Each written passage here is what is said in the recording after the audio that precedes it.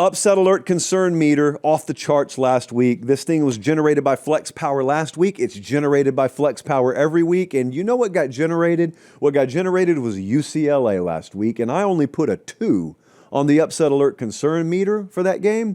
So I got to be extra careful this week. So the first game we're going to look at is Pitt at FSU. FSU favored by 10.5. This is an early kickoff Saturday. Have you watched Pitt this year? No, I see a lot of shakings of the heads. No, you have not. Well, they lost to West Virginia. They lost to Louisville. That doesn't matter, though, because they've benched the QB. They brought in the backup last week, and they just rolled Boston College. So it's a new day for Pitt football. You know how much we love betting on backup quarterbacks around here. FSU is reeling after the Miami loss.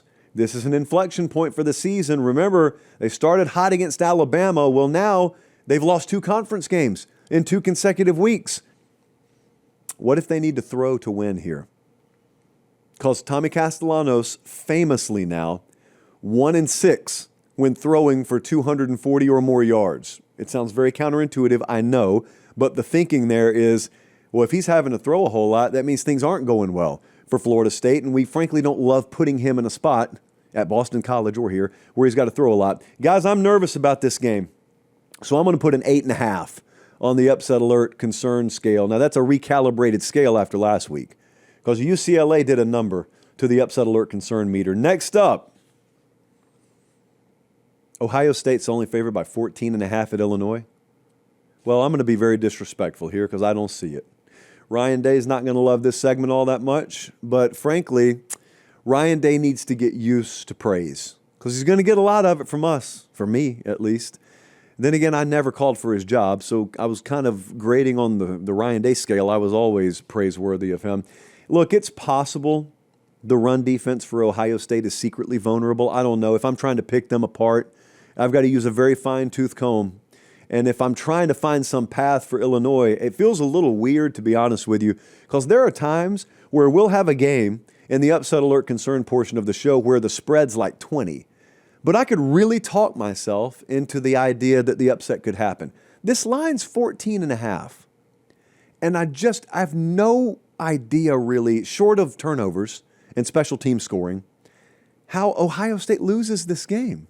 I just don't see it. So if it maybe the run defense is a little more vulnerable and Illinois has success there. And maybe in the limited possessions that Ohio State has, maybe Julian's saying they take something away from him. We find out there's a flaw that hasn't been exposed in his game. But what's Illinois' specialty? I don't know. I have no idea. So I'm putting a 2 on this. It sounds disrespectful. Yes, that's the exact rating I put on UCLA Penn State last week. So I don't know, man. Maybe Luke Altmaier goes full Nico Iamaleava, but Penn State was dead. Ohio State's not. So I have no idea how this happens. I'm putting a 2 on it. Prove me wrong, I guess. Prove me wrong. I've been labeled a Buckeye hater this week, so secretly I'm probably rooting for Illinois, according to the internet. So prove me wrong. Northwestern at Penn State. Oh, my goodness, it's time. Jesse? He hears me. Penn State is favored by 22.5. Big deal. They were favored by more last week. This might as well be a pick 'em. Northwestern is terrible. So was UCLA. They hadn't led a single second of the season, and then they didn't trail a single second against Penn State. The last time Penn State lost 3 consecutive games, when was it, everyone? It was 2021.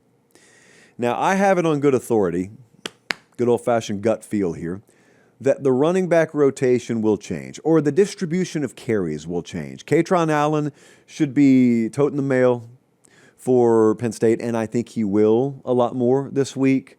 This could be a transitive property special, though, because I have it right here in front of me. We all know how tried and true the transitive property is in college football. More on that in a second. Northwestern, this Northwestern team that Penn State is looking to rebound against this weekend, they beat UCLA. Northwestern has done what Penn State could not do, friends.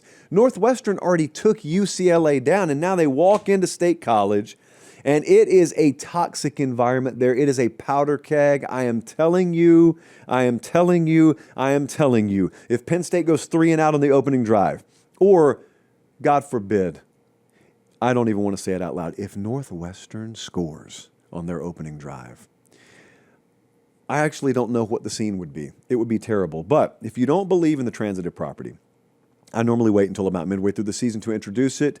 It's done tongue-in-cheek, but you know what? If we can hook some people, if we can troll some people with this, then why not? I took it down the road a couple of miles to the locker room Wednesday, sitting there with Will and Taylor, and we were talking about another game. We were talking about OU Texas, but I felt like, given the fact that I'm sitting straight across from a former Michigan left tackle, I need to explain the implications of OU and Texas as it relates to the Ohio State-Michigan game later down the road. And when you believe in the transitive property, it can happen. This is what it sounded like. If Texas beats Oklahoma and Ohio State beat Texas and Oklahoma beat Michigan, what does that mean for Ohio State, Michigan? And what it means is Buckeyes by 90. That's what it means. There is no other way. Here's your problem. Oh, there's remember many all that problems. therapy you went to about having a Michigan problem? I got a Michigan problem. We need to move on. Even we're picking a game that has nothing to do with them right now. You're still picking against This means Michigan. Ohio State by 90. I feel more confident about Michigan now than ever being USC. Because you really don't believe. You're just saying it because you said in the past. A transitive property states that if a first item relates to a second item and the second item relates to the third item in the same way, then the first item also relates to the third item in that same way. That's what I said. Yeah.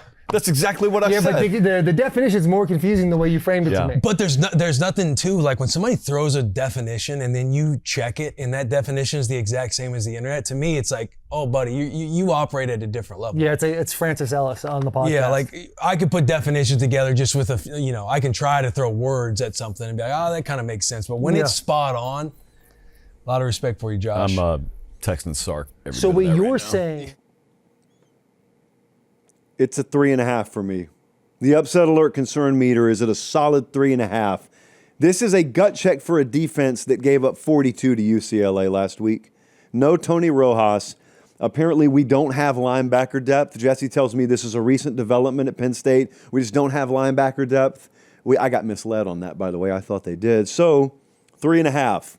But if they go 3 and out opening drive, this bumps up to a 5. If Northwestern scores on their opening drive, this is a solid 8. We're in a world where anything could happen. Remember, the guardrails are off of Penn State football right now. So there's no limit to how far down the cliff you could tumble and crash. Go Nittany Lions. Next up, hey, really quick timeout. We'll get right back to the video. Do me one favor. Make sure you're subscribed. It helps us keep the show free. It helps us keep the lights on. It helps us keep doing college football year-round, and we appreciate it. All right, back to the video. Arkansas, led by Bobby Petrino, is going into Neyland Stadium. What a fever dream of a sentence. Tennessee's favored by 12.5. I've already got some really, really good ideas for what the celebration graphic could be, what the phrase on the celebration graphic could be if Arkansas wins this thing. I was talking about it with our buddies over at Next Round Live earlier this morning. Can you imagine Bobby Petrino and the boys ride into Neyland, they pull the outright upset, and then Arkansas football on the Twitter account just leans fully into the joke of the thing. 2 words, road rash, and then they just ride out of there. Unbelievable. Cinema, theater. To do it, something wild's going to have to happen. But it may be possible because Arkansas's got a top 20 passing offense. Tennessee pass defense in the 100s.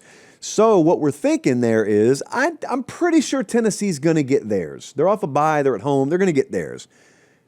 Arkansas could as well. How often do we love betting on interim coaches on this show? Because you never know what portion of a locker room or an organization is galvanized because status quo has been broken. You just never know. There's wild variance in each quarterback. Talon Green could blow up or he could implode. I'm not quite sure Joey Aguilar is going to implode, but he could have a C. He could have a C game. We've seen his A game before. If he plays his A game, they're going to win. They may cover. I'm going to put a 7 on this game. I think it's going to be low-key way more competitive than America is ready to admit. I don't think most of America even knows this game's happening. I think there are 4 or 5 SEC games bigger than this one this week, and no one's paying attention to this game, except us. And if my neck wasn't strained, I would pat myself on the back right now. Lastly, another one we need to be heads up about, Kansas goes to Texas Tech. Texas Tech has been flawless virtually. They've won every game by 24 plus. You can't get your A game every week. You're not going to play at an A+ level every week. And if they're going to dip, this would be the week because they got Arizona State on deck. They're coming off that trip to Houston. It's a classic letdown, look-ahead sandwich spot, and I don't care how much you guard against it. You also need to understand you're human. Your team is full of humans, and Kansas peaked or started to peak at this time last year, and I think they could do it again. Kansas, they need to flip third down. That third down percentage is woeful. They're 127th offensively, Texas Tech top 10 defensively. If that inverts, and remember, it's just 4 quarters that we're playing here. It's not a full season. If that inverts, if there's just something off, something's a little wobbly about Texas Tech Saturday, Kansas could scare them. I'm putting a 5 on this game. I am not overlooking this. I'm taking this dead serious. I think Kansas in a one-off, just like a one-night-only type deal, Kansas could do this. They could push Texas Tech. So I'm putting a 5 on it. Let's keep an eye on that one. We just mentioned our friends at Flex Power. They generated that entire segment. Some would say that any upset that happens in this sport kind of is being generated by Flex Power. But you don't just have to believe in the upset, because some of you could be victimized by the upset. But you know what you can believe in? You can believe anytime the power goes out, and it's going to happen for every one of you. Statistics show that 100% of our audience has at some point in their lives gone without power. Statistics. You can't argue with statistics. Did you have a backup generator? The 3300i is just sitting over there right now. myflexpower.com/Josh Pate. They are major partners of ours. They've watched the show for a long time, and they have recently become major partners of ours, so I appreciate them. You, unbeknownst maybe to you, have needs for their products in your life. Makes it a whole lot simpler, makes it a whole lot more fail-safe. You won't get upset. It's a good line, Jesse. We need to put that in if we had a prompter, we could put it in the prompter.